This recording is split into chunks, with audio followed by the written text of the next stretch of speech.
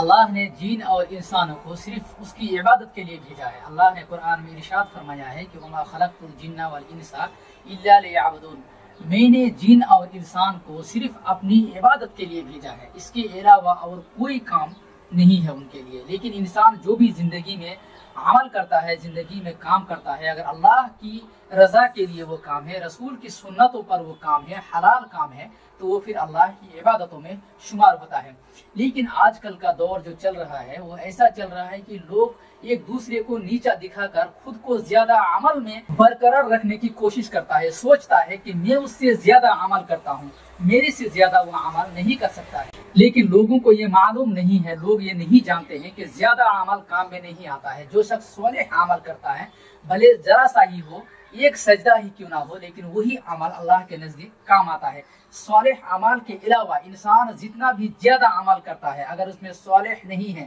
خلوصیت نہیں ہے، تو پھر وہ عمل اللہ کے نزدیک کام نہیں آئے گا، خدا کے دربار میں وہ کام نہیں آنے والا ہے۔ اللہ نے قرآن شریف میں یہی ارشاد فرمایا ہے کہ لِيَبْلُوَكُمْ أَيُّكُمْ أَحْسَنُ عَمَلًا،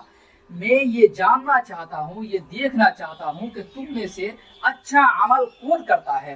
من عمل عملا صالحا، تم میں سے صالح عمل کون کرتا ہے۔ پورے قرآن مجید میں یہ لفظ اب کبھی بھی کہیں بھی نہیں ڈھونڈ سکتے ہیں کہ کون زیادہ عمل کرتا ہے، یہ اللہ کہیں بھی نہیں فرماتا ہے۔ اللہ نے ہر جگہ یہی ارشاد فرمایا ہے کہ من عمل عملا صالحا، کون زیادہ اچھا صالح عمل کرتا ہے۔ آپ کے پاس جتنے بھی بڑے بڑے مولانا ہیں، جتنے بھی بڑے بڑے پیر ہیں، بزرگ ہیں، سب کو اگر قرآن شریف میں ڈھونڈنے کے لیے لگا دیں کہ قرآن شریف میں یہ لفظ آپ کو نہیں ملے گا کہ کون زیادہ عمل کرتا ہے۔ اللہ ہمیشہ یہ کہتا ہے کہ سب سے زیادہ تم میں سے افضل عمل کون کرتا ہے۔ لیکن آج کے دور میں انسان یہ چیز سمجھتا ہی نہیں ہے، انسان زیادہ عمل کرنے کے چکر میں پڑا ہوا ہے، اور جب زیادہ عمل کرنے کے چکر میں انسان رہتا ہے تو اس کے لیے وہ بدعات ہو جاتا ہے۔ ہمارے لیے یہی سنت ہے، ہمارے لیے یہی افضل ہے کہ جو بھی اللہ کے نبی صلی اللہ علیہ وسلم نے اپنی زندگی میں عمل کیا ہے، اپنی زندگی میں کیا ہے، وہی چیز ہمیں اپنی زندگی میں کرنا ہے، اسی کے مطابق ہمیں اپنی زندگی کو گزر بسر کرنا ہے۔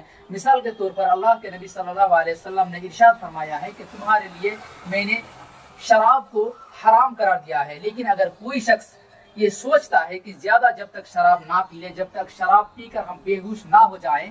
تب تک ہمارے لیے شراب حرام نہیں ہوتا ہے۔ اگر ہم ذرا سا شراب کا ایک بوند دو بوند پی لیتے ہیں تو ہمارے لیے حرام نہیں ہوتا ہے۔ اگر کوئی شخص ایسا سوچتا ہے تو پھر اس کے لیے وہ حرام میں شمار ہوتا ہے۔ اسی لیے اللہ کے نبی صلی اللہ علیہ وسلم نے اپنے زندگی کے مطابق ہم لوگوں کو زندگی گزر بسر کرنے کے لیے کہا ہے، اور جو شخص اللہ کے نبی صلی اللہ علیہ وسلم کے زندگی کے مطابق، اللہ تبارک و تعالیٰ کے قرآن کے حکم کے مطابق زندگی گزر بسر کرتا ہے، وہی شخص اصل میں ایماندار ہے اور وہی شخص جنت میں جائے گا۔ لیکن جو شخص زیادہ دکھانے کے چکر میں زیادہ عمل کرتا ہے، اس کو جنت کے بجائے جہنم میں لے کر جائے گا۔ اگر آپ زندگی بھر روزہ کرتے ہیں، نماز پڑھتے ہیں، زیادہ سے زیادہ دان خیرات کرتے ہیں، زیادہ سے زیادہ نماز پڑھتے ہیں، مثلا تراویح 8 رکعت ہے، آپ 20 رکعت پڑھتے ہیں، 25 رکعت پڑھتے ہیں، نفل جوہر کی جو ہے وہ 6 رکعت ہے، لیکن آپ اس سے کہیں زیادہ پڑھتے ہیں، تو بھی آپ کو جنت نہیں ملے گی اگر آپ اللہ کے نبی کے سنتوں کے مطابق نماز کو قائم نہیں کریں گے۔ زندگی کا تمام عمل برباد ہو جائے گا